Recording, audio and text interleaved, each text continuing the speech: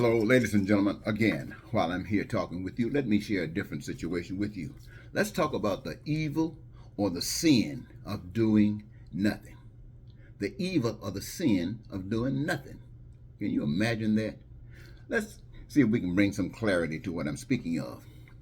Let's look at Russia and Putin. We've been watching them for at least a month now or so. Check this out. Russia is a big, powerful nation. Well, I guess maybe not big and powerful as you would think it is, but it's big enough, bigger than Ukraine.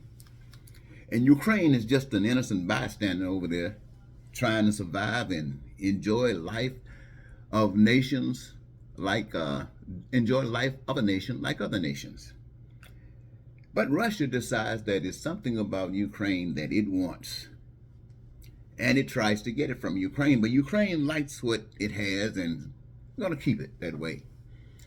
But then Russia, the big boss, the big powerful, and I would have to say evil one, because you want to impose your will on another, is going to suck in all the evil that it can, put it in its tanks and bombs and planes and in the souls of those who are going to be pulling those triggers, and send them to attack Ukraine and beat them down and take them. Now, what is that? A killer.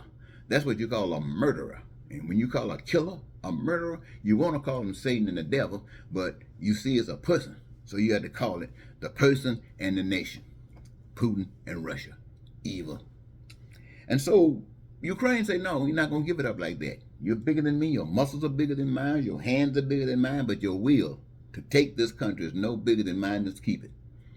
And so Russia with its stuff come in and bombard Ukraine. And they do a lot of destruction there. But like a man who will not go down, Ukraine stands up. Stands up and asks for help. People give it some help, the help that it really needs. The people say, well, we can't give you that because we're a little afraid to go that far in helping you right now. But they stand up. And Ukraine, in spite of all the help that is not enough, they still stand up.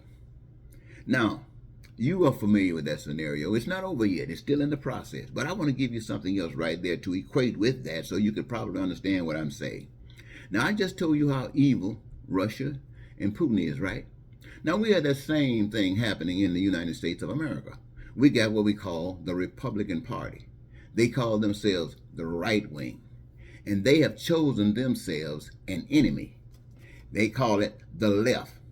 And so what they have determined that they were going to do was to run the show. They're going to say that the left is from the pit of hell and wrong, and the only thing that's right is them, the Republican Party.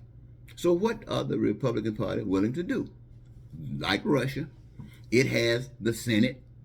It has liars and demon men of demonic action in the Senate and in the House of Representatives and in the courts and all over the place where you find some white people. You're going to find Republicans who are just like Russian. What are they? We are the ones that are righteous. And the left got to go. Now, what really distinguishes the right from the left? Well, mostly on the left, you got people who have a connection with one another. They call them people of color.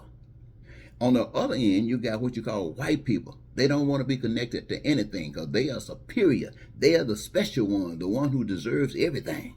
They're the ones who are supposed to control and run everything. That's the right. And so when they determine that they think that they might be losing a little bit because America is based upon democracy, which means people do matter, then they want to change the rules, just like Russia. They say, we don't want this to happen. So what do they decide they want to do? Since they have the power, they're going to go up and start with the most fundamental thing to carry their plan through. And what is it? Deception. What is that? A lie. Our man won the election when the man cannot produce not 1 inch of evidence that they won anything. The only evidence that exists is that they lost. But they ride that lie anyway. That's what evil does. They want to rule, and they'll do anything to rule. Lie, cheat, steal, kill, anything. So they say, well, we're going to see if we can nullify the effect of the left. We're going to take away their rights to vote. We're going to kill the Voting Rights Act.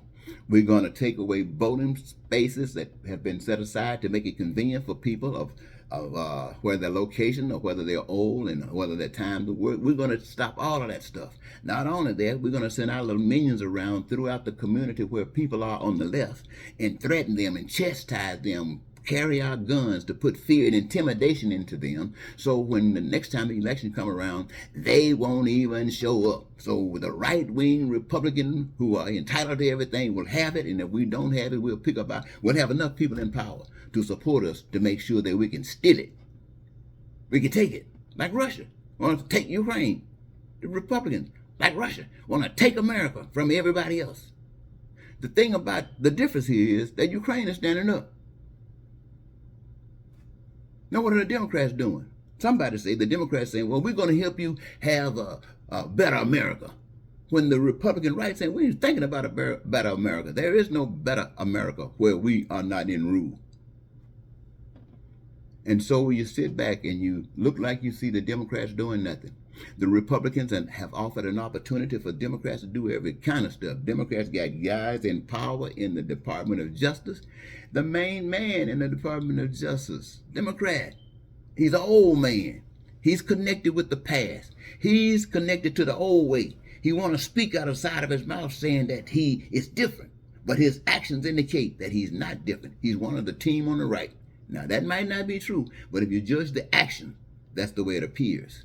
And so it seems as if people are just ramroding all over the Democrats. The young lady, Miss Jackson, going before this committee to determine whether or not they're going to certify her for the Supreme Court. And they don't even ask any decent question, asking questions about how she feels about being a woman, asking questions about her faith, how strong is it, asking questions about black people, should they be taught about racism. Nothing about issues, because they got nothing. They're just trying to feed the flame to hopefully feed up those who hate left and willing to do anything for the left. So what I've given you now, ladies and gentlemen, the scenario of two devils.